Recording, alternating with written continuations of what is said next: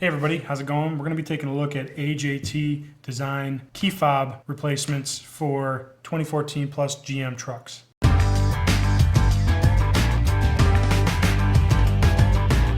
So AJT manufactures these key fob replacements that utilize the internal components of your stock key fob and transfers it into their key fob housing. And they make these with a variety of different colors, so you can kind of customize them to your personal preference. So this color of this key fob is the Army Green, and they do include several different color screws. So they've got silver screws, black screws, and red screws in this. Then they also include some different color buttons. So on this, they include red buttons, lime green buttons, and black buttons. So with this Army Green, I think I'm gonna go with red screws and red buttons. Now the way these work is they take the internal components, which is a little motherboard inside these key fobs, and it transfers them into their key fob. You're basically using the OEM parts just in a new key fob housing. So this will work with any 2014 GM truck key fob that looks like either one of these. Now you may also have one that has two more buttons down here for like a Tahoe or a Suburban.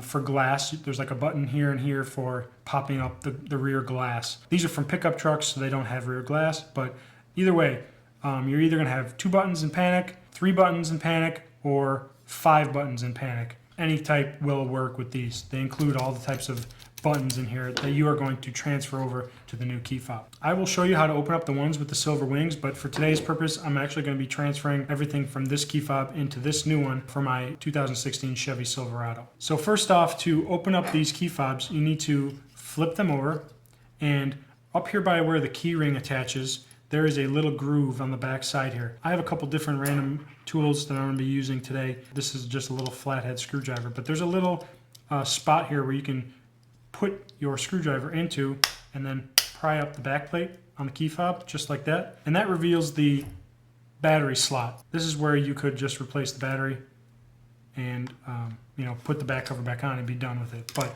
since we're going to be taking this apart, we're going to dive a little deeper. So go ahead and remove your battery and set it aside. So not a bad idea to replace your battery while you're doing this. These are just a CR2032 batteries for these key fobs. That reveals the motherboard down inside. There's a little bit more that we need to do in order to get this totally removed. So the ones with these silver wings on the side, there's a little bit more disassembly. These are metal wings, and then the housing is just plastic. 9 times out of 10, you're gonna end up breaking something on these OEM key fobs when you're pulling these silver pieces off, just because of the way they are assembled. I've already taken this one apart, and you'll see when I open it up, I did break something. So I don't have this vehicle anymore. It's actually from a vehicle that was totaled, so I'm not too worried about it. Just be careful when you're doing it on your own if you want to try to keep that old housing 100% intact. So on the back side, take your little flathead screwdriver, and you can see where the silver part meets the plastic on the back here, and you can just sort of slide your screwdriver in and pry it up. So I've got one side of that silver part pried up. I'm going to do this side here.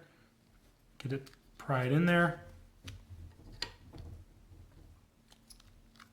got it pried up enough. This one fell off enough because I did break that one. So, and there's that one. But those come off, and they do snap back on, but they're just not as tight as they originally were. Now once you get that off, if you don't break off all these 4 clasps, there will be 4 clasps on these. And to separate the 2 clamshells of this, you need to pry up each clasp, and then you can get into where the motherboard is stored. So just take your little flathead screwdriver and open up each clasp, and then you are revealed with the motherboard inside. So that's how you do the ones with the silver wings. I'm going to set this one aside for now because I'm going to do the same thing on this. The first process is the same. You need to come onto the back and pry up the battery door for where the battery compartment is, just like that. And then you need to remove your battery, like that. Similarly, revealing the motherboard inside. Now, to separate this clamshell, it is very easy. You just take your flathead screwdriver, and right here where the key ring is, you need to insert it just in between the 2 halves, gently, and pry them apart, just like that. Then the motherboard in here comes right out. So if you're curious what the motherboard looks like,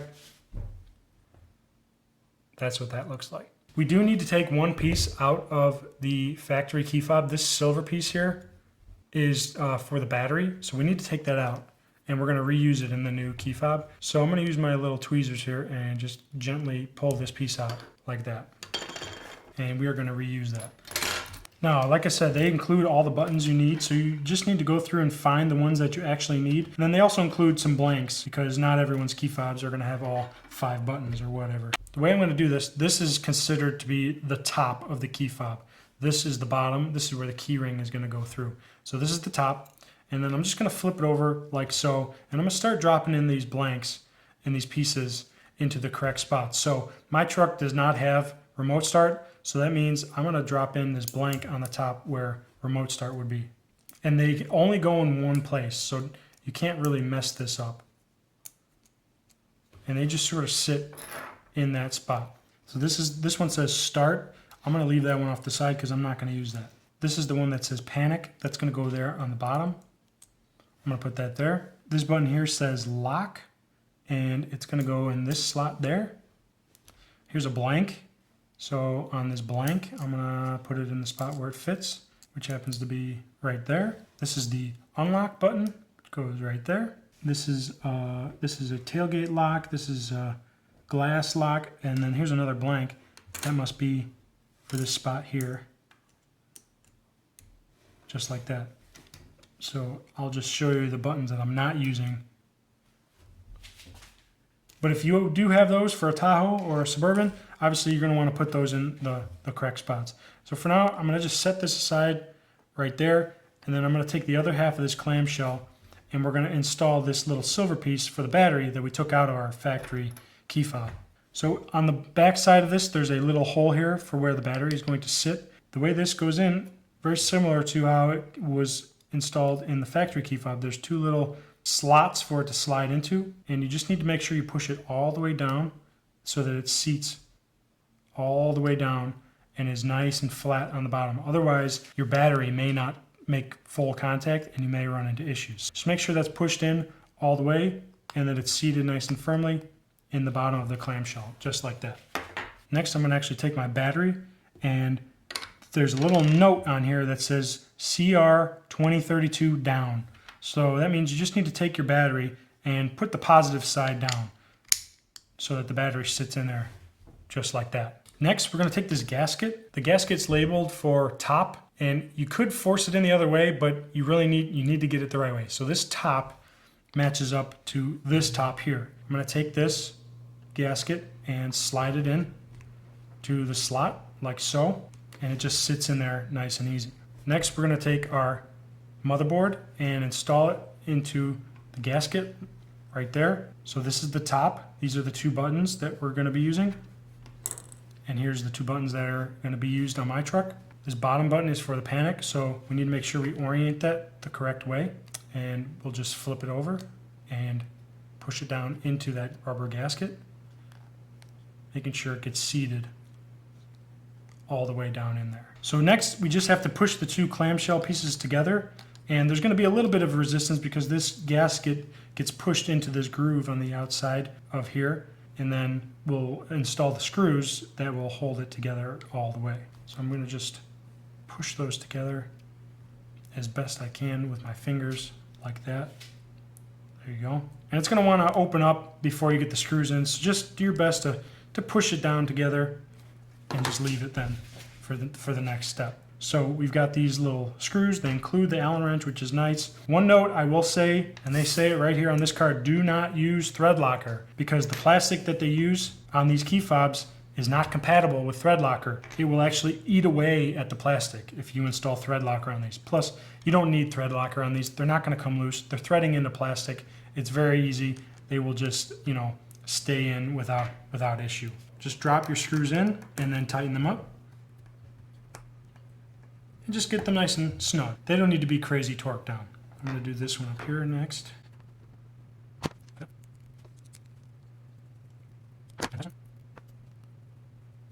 And I'm not even going to bother putting in the short end of the Allen wrench to tighten these. I'm just going to tighten them like this with the long end because I don't want to over torque them. And that's it.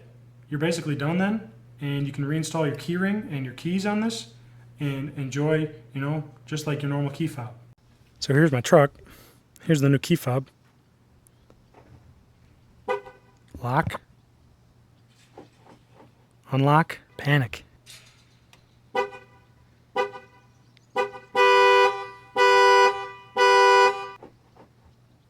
If you like this video, give it a thumbs up. Love it if you subscribed. Be sure to visit AJT Design to see everything they have to offer. Thanks for watching. Later.